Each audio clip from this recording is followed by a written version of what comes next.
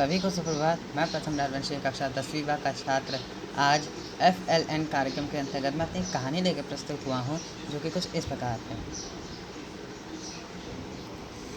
बात है सन 1670 और 1680 के बीच की, यानी कि ऐसा समय जिसे हम छत्रपति शिवाजी महाराज के समय के कहते हैं। बट एक महत्व समय माना जाता है, क्योंकि उससे भी महत्वपूर्ण समय माना जाता है, क्योंकि इस समय के बीच में हमारे छत्रपति शिवाजी के ज्येष्ठ पुत्र छत्रपति संभाजी महाराज का उस समय राज किया करते थे।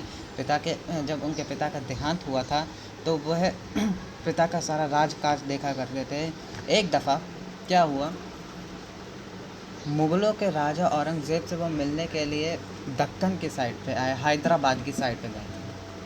और उस समय क्या होता, मुग़ल शासन काफ़ी हद तक बहुत ऑलमोस्ट इंडिया का पूरा को कवर कर लिया था, पूरा इंडिया उसने कवर कर लिया था। लेकिन बात आगे तब बढ़ने लगी जब औरंगज़ेब ने पहली चीज़ तो जब ये नेगोशिएशन करने गए, तो औरंगज़ेब ने इनके पहले तो बेइज्जती करी। बेइज्जती करने के बाद उनको कारागृह में भी डाल दिया। तब उस समय वहाँ पे छत्रपति संभाजी महाराज की खासियत ये थी, वो कभी डरते नहीं थे। उनको ये चीज़ पता थी कि अगर आज डर गया तो मेरी पूरी प्रजा डर जाएगी, मेरे ऊपर से उनका विश्वास उठ जाएगा। उनके लिए मैं एक उदाहरण बनना चाहता हूँ। तो उन्होंने सामने प्रॉब्लम आई और उन्होंने फिर क्या किया, उस प्रॉब्लम का सलूशन निकाला। डिफ़िकल्टी स्कैनर नहीं बने, पॉसिबिलिटी स्कैनर बने। हमेशा उन्होंने वो ये नहीं बोलते थे कि वो ये नहीं होगा, वो हमेशा बोलते थे कि ये कैसे होगा।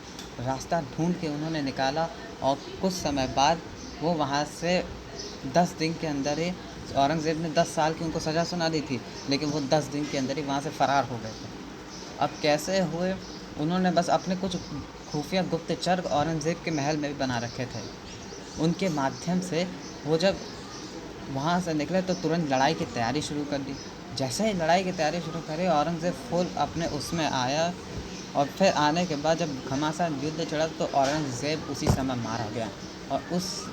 और आज जिस छत्रपति संभाजी महाराज की आज हम बात करते हैं, वो कोई और नहीं, हमारे